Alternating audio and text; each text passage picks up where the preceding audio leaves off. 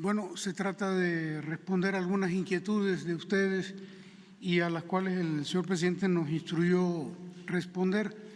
Si me permite, presidente, pasar a este lado.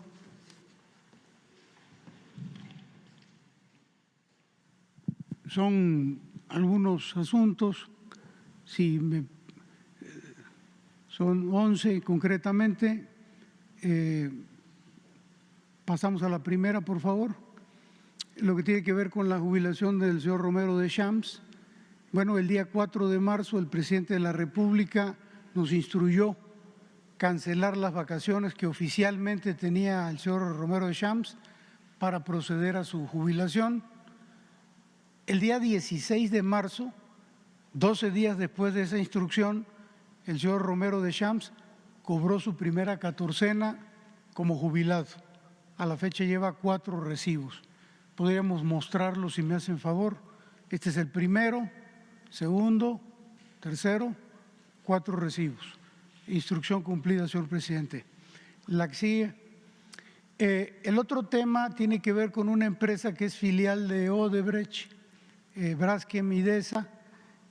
Bueno, en el 2010, bajo la administración del expresidente Calderón, se firmó un contrato con esta empresa para el suministro de gas etano.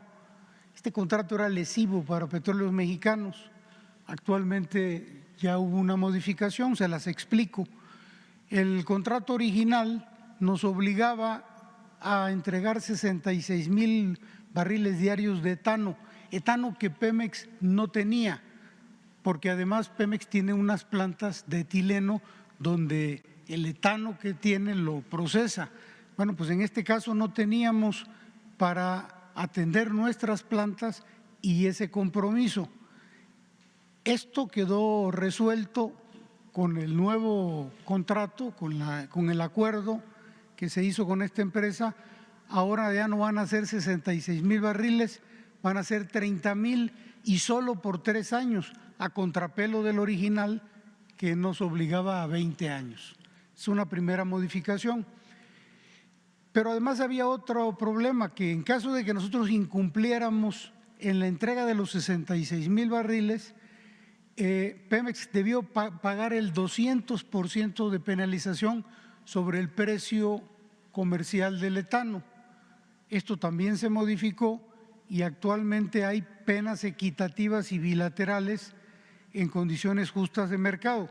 Quiero decirles que si Pemex no cumplía entregando el etano, pagaba 200%, pero si ellos no nos recibían etano, solamente nosotros podíamos cobrar un 30%. Actualmente la pena es equitativa y bilateral. Eso es en cuanto al volumen. La siguiente, por favor. En cuanto al precio, todavía estaba peor la cosa, porque teníamos que venderles el etano un 30% por debajo de la referencia del precio internacional. O sea, les estábamos subsidiando a una empresa privada el etano. Actualmente se les vende al 100% del precio de referencia internacional. Y todo lo que tenía que ver con el flete, con la logística, la pagaba Pemex. Ahora ellos tienen que pagar el flete, corre por cuenta y cargo de dicha empresa. De manera que este contrato, que era muy lesivo para el gobierno mexicano y para la empresa Pemex, ya quedó resuelto con este acuerdo preliminar que se firmó con dicha empresa. La que sigue, por favor. Bueno, el tema de las plantas de fertilizantes, como ustedes saben, 2 plantas de fertilizantes fueron adquiridas, la de agronitrogenados en 2014 y la del Grupo Fertinal en 2016. Bueno, en el caso de agronitrogenados, la compra fue del orden de 475 millones de dólares. Llevaba en ese momento, en el 2014, 14 años sin operar y el financiamiento fue un crédito con Nacional Financiera por 390 millones de dólares. En el caso de Grupo Fertinal, la compra fue en el 2016, está en Lázaro Cárdenas, Michoacán, incluía una mina de roca fosfórica en San Juan de la Costa, Baja California, y el financiamiento fue también con crédito de Nafin, Bancomex y Banco Azteca por el orden de 635 millones de dólares. Es muy importante saber que en ambos casos se pagaron sobreprecios. En agronitrogenados, 216 millones de dólares, y en el caso de Fertinal, 194 millones de dólares. La que sigue, por favor. Bueno, adicionalmente al crédito hubo que invertirle a la planta, pero en otras administraciones, en la anterior, pero no lograron arrancarla. Estas plantas, entre lo que llevaban parada 14 años y los 7 años después de compradas, llegaron a un punto de 21 años sin operar. Bueno, en esta administración hemos continuado con ese proceso de rehabilitación y ya en octubre del 2020 se inició la producción de urea, en el caso de agronitrogenados. Y también se llegó, y esto es muy importante, a un acuerdo reparatorio con el vendedor para que devuelva el sobreprecio de la planta de agronitrogenados. El sobreprecio era del orden de 216 millones de dólares y estos se van a reinvertir, de acuerdo con instrucciones del presidente, en las plantas de fertilizantes para rehabilitarlas y mejorarlas. En cuanto a Fertinal, estamos haciendo los diagnósticos técnicos para rehabilitar esa infraestructura. Hay presentada desde luego una denuncia penal ante la Fiscalía por ese sobreprecio que también se pagó y bueno, ambas hoy día están produciendo fertilizantes para el programa de entrega de fertilizantes del gobierno federal. Y bueno, decir que el presidente de la República ya nos instruyó que consolidemos las distintas áreas de fertilizantes de Pemex en una entidad que vuelva a fungir como el suministrador nacional de fertilizantes para garantizar la producción de fertilizantes que el país necesita. La que sigue, por favor. Bueno, hicieron una pregunta también en cuanto a Deer Park. Deer Park es una refinería que en un 50% es propiedad de Pemex y el otro 50% propiedad de la empresa Shell y que está en Houston, Texas.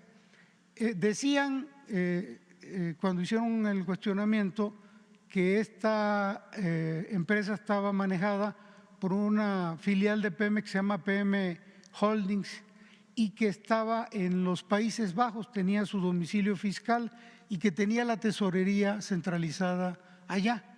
Bueno, así funcionaba antes. Lo que aquí se dijo es cierto, pero para el pasado. ¿Cómo funciona hoy este esquema? Bueno, es una filial de Pemex, se llama Holdings Holanda, depende de PMI Norteamérica y es la que tiene las acciones de Deer Park, del 50% de las acciones, pero el 100% pertenece a Pemex, el domicilio fiscal está en Pemex, la tesorería está centralizada en Pemex, los ingresos de crudo se transfieren al día siguiente que se reciben a Pemex, se entregan los dividendos a Pemex y las operaciones son revisadas por la Secretaría de Hacienda y Crédito Público. De manera que efectivamente operaba de esta manera poco transparente, hoy opera de manera totalmente transparente en México. La que sigue, por favor. También preguntaron que si cuántas empresas filiales tenía la comercializadora de Pemex. Pemex tiene una comercializadora que se llama PMI Internacional. Bueno, inicialmente tenía 25 filiales, 25 empresas.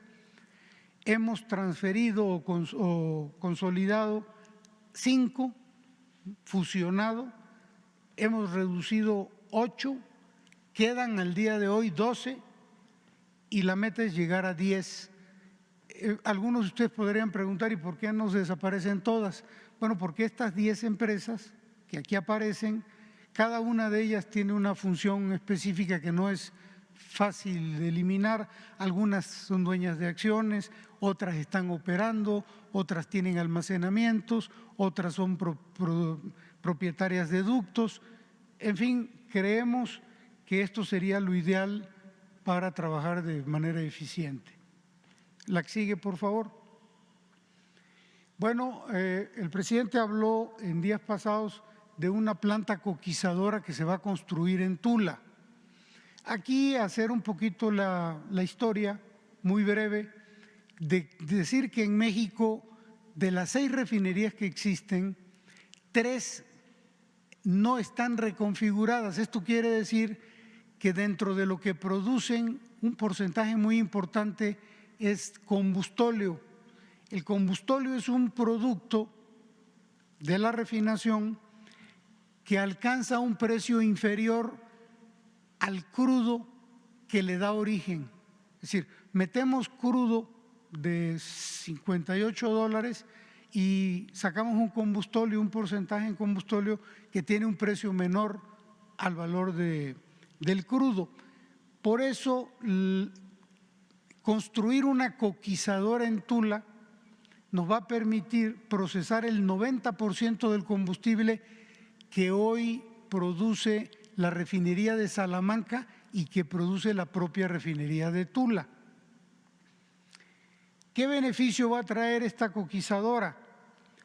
Procesar ese combustóleo de Tula y Salamanca, que son alrededor de 140,000 barriles diarios, y los vamos a convertir, en lugar de combustóleo, en 42,000 barriles de gasolina, en 78,000 barriles de diésel y 20,000 barriles de turbocina. Ahora bien, esta coquizadora en Tula la iniciaron en administraciones pasadas, en el 2014, le habían invertido ya 1,004 millones de dólares, pero la suspendieron en el 2016, está parada, y ahora ya el presidente instruyó que se reactive ese proyecto para evitar que esos recursos se pierdan y se chatarricen. Y bueno, estamos en ese proceso. Se requiere una inversión adicional de 2,640 millones de dólares para los próximos 3 años, pero es fundamental para alcanzar la autosuficiencia energética. Esto nos va a dar un adicional de 42,000 barriles más de gasolina, 78,000 de diésel, 20,000 de turbocina, y nos va a permitir alcanzar la autosuficiencia en combustibles. Por eso es muy importante este proyecto. La que sigue, por favor. Bueno, también se habló de que se vendieron algunas plantas a privados dentro de las refinerías. Aquí me permití hacer un esquema muy simplificado de una refinería. Este es el crudo, entra a la refinería tiene muchas plantas, digamos que estas son las más importantes, la de destilación, las hidrodesulfuradoras, las reformadoras, en fin. Y dentro de estas plantas importantes de una refinería está la planta de hidrógeno. La planta de hidrógeno o el hidrógeno es fundamental, es estratégico en una refinería porque elimina el azufre y el nitrógeno del hidrocarburo. Esto es indispensable para producir combustibles limpios. Por eso la planta de hidrógeno es estratégica y muy importante. La que sigue, por favor.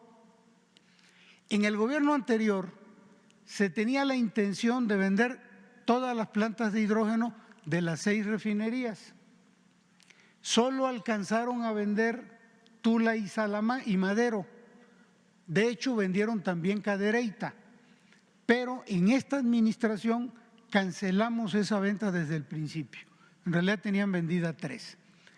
Ahora, ¿cómo opera estas 2 plantas que ya se vendieron? Pemex recibió por la planta de hidrógeno de Tula 53 millones de dólares, casi 53 millones. A la vuelta de 3.5 años, dado que requerimos esa planta, estamos pagando renta al nuevo dueño. En 3.5 años ya le pagamos el 94% de lo que ellos nos pagaron a nosotros. Ya le pagamos más de 49 millones de dólares, pero todavía faltan 15 años más en el contrato. lo que nos va a llevar a pagar 261 millones de dólares por una planta por la cual recibimos 52. Lo mismo ocurre en el caso de Madero. Recibimos 32 millones de dólares al venderla. Después de 3 años hemos pagado más de 27 millones, el 85% de lo que pagamos, y nos quedan más de 15 años y vamos a alcanzar a pagar en ese tiempo 146 millones de dólares por una planta de la que solo recibimos 32. Ahora, cuando transcurran los 20 años de este contrato con estas empresas, esas plantas van a seguir siendo propiedad de ellos y Pemex vamos a estar obligados a extender el contrato por más tiempo o a construir plantas nuevas. ¿Qué nos instruyó el presidente de la República? Renegociar para la recompra de las plantas. Estamos en eso y esperamos en algún tiempo informarle, presidente, acerca de esta solución que creemos que es la adecuada, recomprar esas plantas y evitar este despilfarro a la hacienda pública. La que sigue, por favor. También se habló aquí de los precios del gas LP, de que están siendo muy caros. Se habló concretamente de Hermosillo, Sonora. Aquí nada más aclarar que Pemex, producto de la reforma energética, no tiene presencia en esa zona. Decir que los precios al público de gas LP son más bajos en las zonas donde Pemex sí tiene presencia. Donde Pemex está y distribuye gas LP, el precio del gas es más barato por la presencia de Pemex. Y aquí se puede observar en la gráfica. Esta línea verde son los precios que Pemex vende a los distribuidores minoristas de gas LP, a las comercializadoras de gas. Y la línea roja son los precios al público. Ustedes se podrán dar cuenta del margen que entre los 12.50 que Pemex les vende a ellos y lo que ellos le venden al público, son más de 7 pesos por litro. Entonces, estamos en un punto en el cual todo esto es una derivación de la reforma energética, se liberaron los precios al público de gas LP, esto origina abusos de muchos distribuidores que han incrementado sus márgenes de utilidad de manera bárbara. Vean aquí, el margen era menor que el que tenemos actualmente. Con el paso del tiempo, esta liberación del precio no ha ayudado en nada, al contrario, ha agrandado la brecha. Bueno, pero esta era la explicación. Los incrementos en el precio del gas no obedecen a Pemex, sino a las conductas de algunos privados. La que sigue, por favor. El presidente se refirió al tesoro del mar, de las aguas profundas, y nos permitimos hacer esta gráfica que creo que es muy interesante. ¿Qué dice la gráfica? Bueno, pues que hubo una inversión durante 15 años en aguas profundas. En aquel entonces se publicitaba el tesoro de las aguas profundas, petróleo que había allá. Durante 15 años se invirtió y la inversión fue del orden de 241,000 millones de pesos. Y a la vuelta de 15 años, esta es la producción de aceite y esta es la producción de gas. Cero. No se ha obtenido una gota de aceite ni un pie cúbico de gas. A contrapelo, en esta administración del presidente López Obrador, hemos en 2 años invertido cerca de 80,000 millones de pesos en campos nuevos. Hoy día tenemos 186,000 barriles diarios de aceite de estos campos nuevos y 415 millones de pies cúbicos de gas diarios de producción. Es decir, con una inversión 4 veces menor, 8 por 4, 8 por 3, 24, 3 veces menor. En 2 años, 186,000 barriles diarios de aceite, 415 millones de pies cúbicos de gas. Entonces, pues no requiere ya mayor explicación la gráfica. Este es el famoso tesoro de las aguas profundas que todavía no lo hemos encontrado. La que sigue, por favor. Esta gráfica también es muy importante y nos la solicitó el presidente. Hay una gráfica arriba y hay una gráfica abajo. Concentrémonos en la de arriba, por favor. Se refiere a la producción de los privados producto de la reforma energética. Hay que recordar que se han entregado 107 contratos, 100 bloques a privados para producir aceite. Se habló de que íbamos a llegar en estos años a 3 millones de barriles de producción. Bueno, aquí está una línea del tiempo, enero del 2015 hasta mayo del 2021. Ellos iniciaron con una producción de 1.500 barriles diarios. ¿Cómo le hicieron para producir 1.500 barriles diarios? Pues no le hicieron, y esto los producía Pemex. Se les entregaron campos que tenían producción de Pemex. Y durante 15 años, este ha sido el comportamiento de la producción. Es hasta el 2019 que comenzaron con un incremento muy pequeño de producción y hoy día producen 23,000 barriles diarios, después de todos estos años, desde el 2015 al 2021. 23.3, que si le quitamos los 1.500, pues no llega a 23. La gráfica de abajo es la administración del presidente López Obrador. Nosotros iniciamos en el 2019, miren ustedes cuál ha sido el comportamiento. Hoy día, a la vuelta de este tiempo, de este periodo del gobierno, ya tenemos una producción de aceite nada más de 186,000 barriles. Esta es la diferencia entre lo que prometió la reforma energética y la instrucción del presidente López Obrador de trabajar, invertir en aguas someras y en tierra, en donde realmente sí hay petróleo para sacar. Esto se refiere a los líquidos. En el caso de la siguiente, este es el gas y es lo mismo.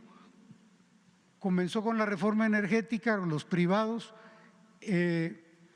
recibieron una producción que ya tenía Pemex del orden de 75 millones de pies cúbicos. A lo largo del año no solo no han crecido, sino que hoy producen 63. Ha habido un decremento inclusive. Y esto es el gobierno actual. Hoy estamos produciendo 415 millones de pies cúbicos a la vuelta de 2 años. La que sigue, por favor. Esta es la producción a partir de esta administración. El primer año el promedio diario de producción fue de 1.684.000. 2020, a pesar del COVID, hubo un incremento muy moderado, pero incremento, 1.686. Y estas son las producciones de enero, febrero, marzo y abril de 2021. Andamos alrededor de 1.700.000, están listos y que nomás esperan que se compongan estas reparaciones, se tengan listas las reparaciones en la infraestructura. La que sigue, por favor. Y finalmente, con esto concluyo, este es el comportamiento de la producción de los campos nuevos de esta administración.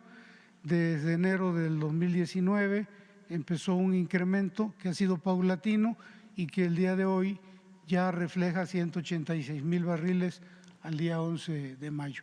Entonces, pues de manera muy rápida, presidente, los temas que usted nos pidió que abordáramos. Perdón, creo que falta uno, de Astilleros de Vigo.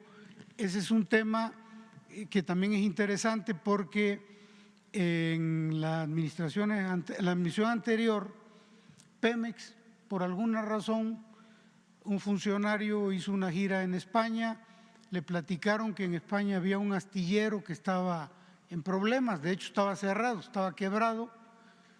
Se tomó la decisión de que Pemex le invirtiera a ese astillero, compró el 51% de las acciones del astillero y para echarlo a andar, y como eso no era suficiente, Pemex le encargó la construcción de un barco muy grande, un flotel para más de 600 personas y le dio trabajo. Esto permitió que los astilleros de Vigo pues agarraran vida y empezaran a trabajar. Lo cierto es que a la vuelta del tiempo Pemex nunca recibió un solo centavo y estos señores que administraban los astilleros de Vigo, porque a pesar de que Pemex tenía la mayoría de las acciones, se les cedió a ellos la administración, pues emproblemaron la empresa y prácticamente la quebraron y pretendían pagarnos las acciones que habíamos comprado nosotros en $1 y que perdiéramos nosotros la cantidad que habíamos puesto como respaldo a los trabajos que hacían los astilleros de Vigo y que era una cantidad superior a lo que nos habían costado las acciones. A partir de esa posición de estos señores españoles, les dijimos que no, iniciamos un litigio con ellos que concluyó hace algunos meses. El resultado de esos litigios es el siguiente: recuperamos el valor de las acciones que habíamos comprado, recuperamos el dinero que teníamos como respaldo de los trabajos. Pemex no perdió ningún centavo y hoy día está finiquitado ese asunto, señor presidente, en el caso de los astilleros de Vigo.